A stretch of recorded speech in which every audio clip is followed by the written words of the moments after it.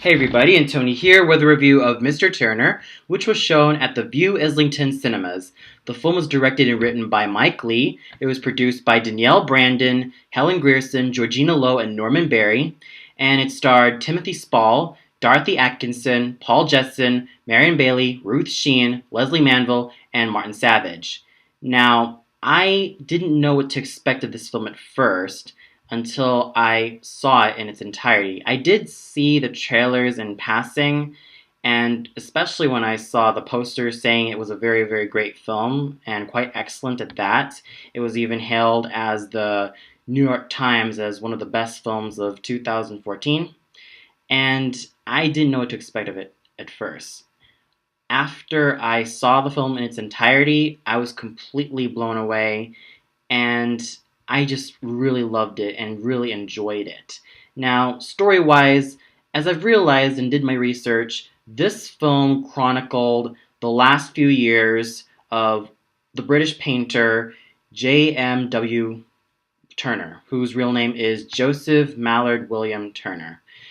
And it chronicled his last few years with such respect and such honesty that's how I felt this film is. It was very honest, and technically speaking, sure, there were moments in which the film was quite slow in its pacing, and like I said, this film is not going to be for everyone.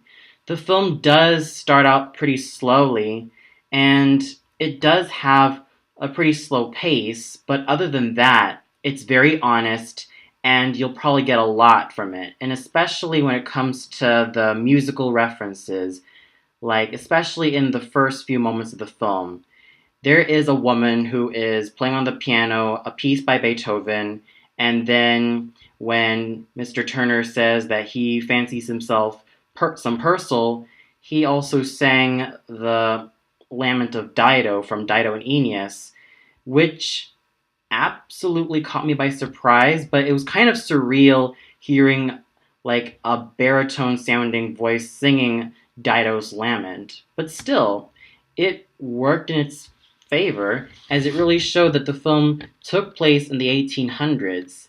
And another musical reference that the film made was when the photographer was humming the Hebrews chorus of Verdi's Nabucco. And that was absolutely quite interesting as well. And not to mention, the film's dialogue mostly consists of people who spoke in the time. Like, for example, these days you'd say, there are some things that I like to say, but back in the days, in the 1800s in England, there will be people that say, there be some things that might be talking about, or something like that. And basically, the language of how Shakespeare formulated his plays.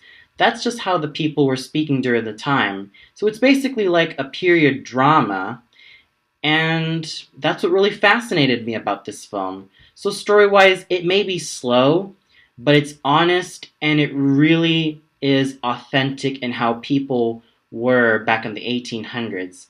Now, in terms of its cinematography, it's very solid. There was no cutting corners. It was absolutely well done all throughout. And the music was very muted and quite minimalistic, and it makes great use of leitmotifs, especially when it comes to Mr. Turner's themes. I seem to notice that when it comes to the leitmotifs, it's quite minimal, and especially when he enters the art gallery, there's this sort of timpanis and a more orchestral sort of feel to it.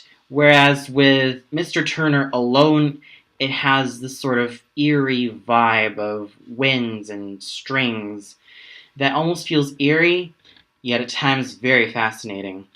So let's go to the characters. Now, these people weren't really characters, but these were real people. Now, how the director played these people at the time was absolutely quite fascinating, but the one person that we followed the most was none other than Joseph Mallord Turner. Now, in this film, he's sort of portrayed as an aging painter who basically has a different view of the world and, well, has nowadays also been criticized by how some of his paintings were.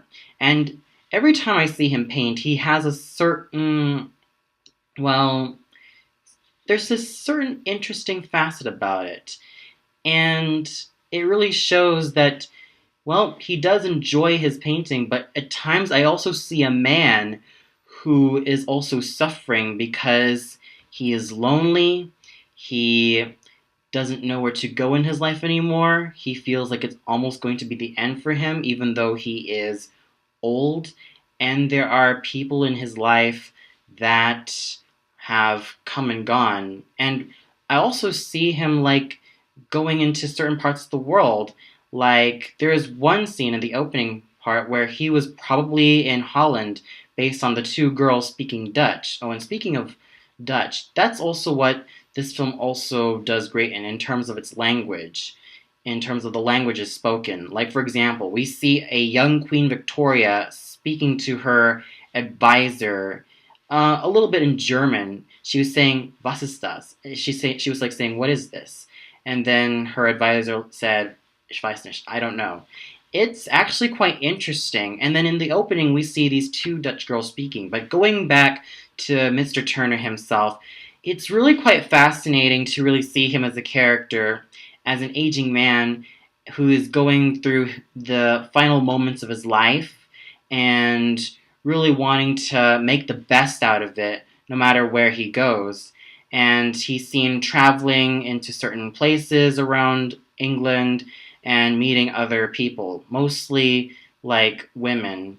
And what I the one character that I can't seem to stand was none other than John, because of the fact that he had sort of a little bit of an annoying presence, but I don't know if the real John was made that way in real life or if it was the director's idea. I'll never know, but I didn't really like that type of portrayal seen in the film, which was no offense to the actor, of course.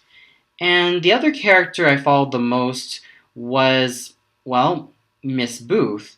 She seems like a very generous soul, especially towards Mr. Turner. And at one point, they end up, well, having a relationship after Mr. Turner's first failed relationship with his first mistress.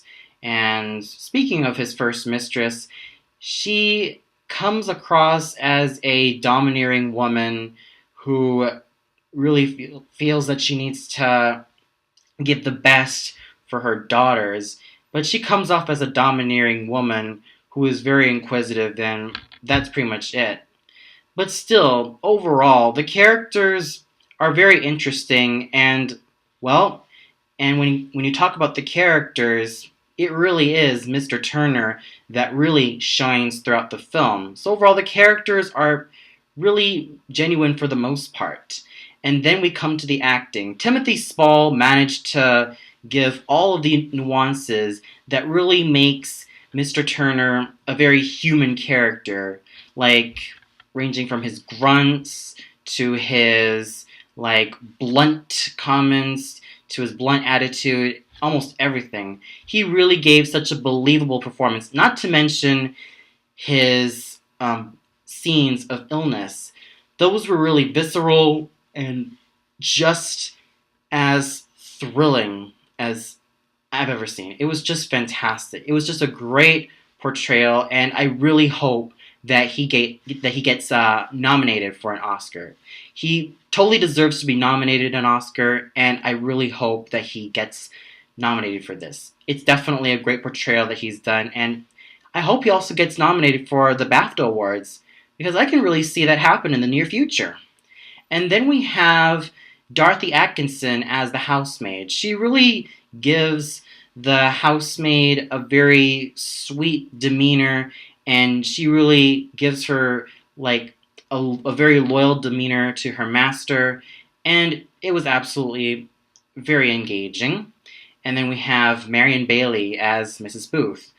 She was a lot of fun to watch, and it seems as though that every time she's on screen, I absolutely have a huge smile on my face. Now, this is No offense to James Fleet, who played John. I think he did pretty good. It's just that I didn't really care for his character. So overall, this film had a lot of solid acting. Now, overall, with this film, even though there were a few pacing issues, it is still a very gentle and very, very calm film that really manages to give respect and a great sense of honesty into the life or into the last few moments of one J.M.W. Turner's life. So, with that said, I give this film a 4 out of 5 stars.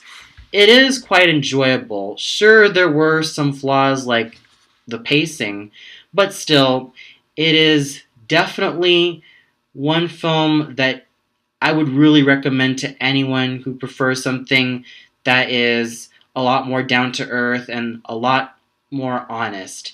So go check it out if you have the time. Well, that's all for now. Be sure to tune in later where I review Nightcrawler. So until then,